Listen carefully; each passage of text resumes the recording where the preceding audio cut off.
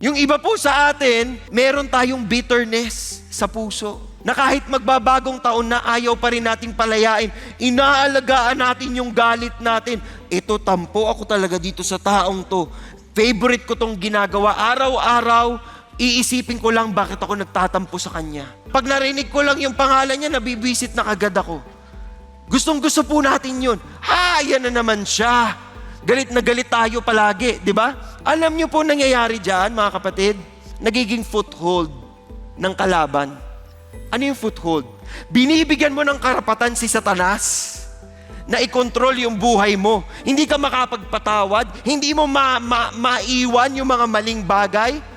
Anong ginagawa mo? Binibigay mo yung buhay mo sa kalaban at sinasabi mo, eto ako, atakihin mo ako.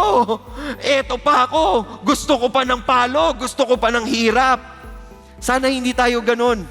Tingnan nyo tong taong to, kailangan niya ma-encounter si Jesus Christ.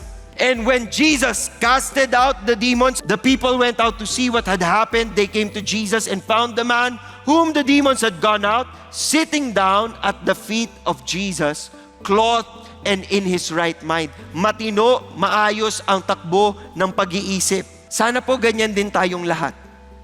Kung na-encounter talaga natin si Jesus, sana po sundin natin yung ways ng Panginoon.